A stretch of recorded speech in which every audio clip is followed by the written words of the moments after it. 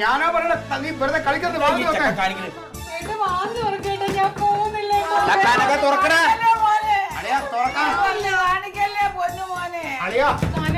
ആത്മഹത്യ ഒന്നിനും ഒരു പരിഹാരമല്ല. നീ തുറന്നേ, തുറക്കാനാ പറഞ്ഞ തുറക്കളിയാ.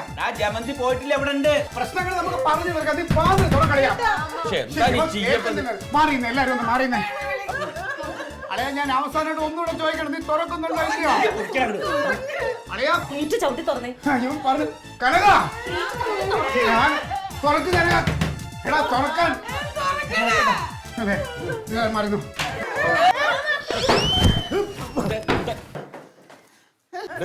തുണി മാറാൻ സമ്മതിക്കരുത്.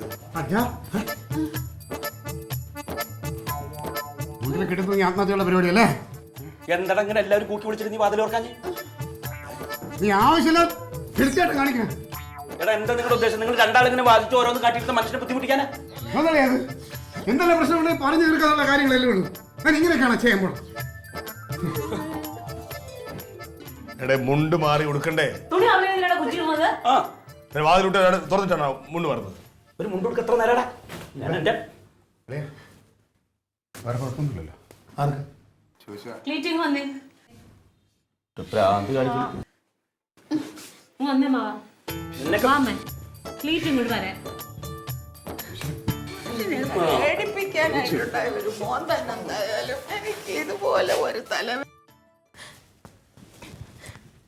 ഏട്ടാ ഞാൻ പോണില്ല ഏട്ടാ.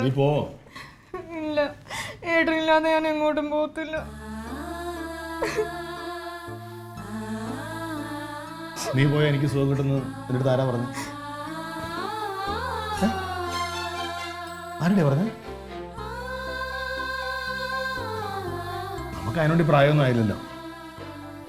അതിന് ഡോക്ടർ പറഞ്ഞല്ലോ നമുക്ക് കുഴപ്പമൊന്നുമില്ലെന്ന്. പിന്നെന്താ?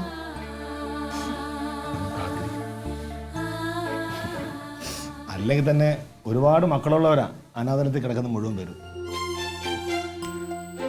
മക്കളുണ്ടെങ്കിൽ ഒരു സുഖം, മക്കളില്ലെങ്കിൽ വേറൊരു സുഖം. ആ സുഖം എന്താണെന്ന് കണ്ടെത്തുന്ന നമ്മുടെ മിടുക്ക്.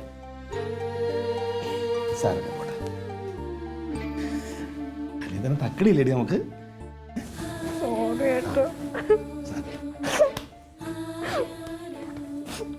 അളിയാ അതെ ഫോൺ പോയില്ലായിരുന്നു. അതല്ല ഞാൻ പിന്നെ സാഹസികമായിട്ട് അളിയനെ രക്ഷിക്കാനായിട്ട് ആത്മഹത്യ രക്ഷിക്കാൻ വന്നില്ലേ. അപ്പം എൻ്റെ ഫോൺ ഇവിടെ എവിടെയോ വീട് കേട്ടോ. ഫോണ് അതെ അതെ.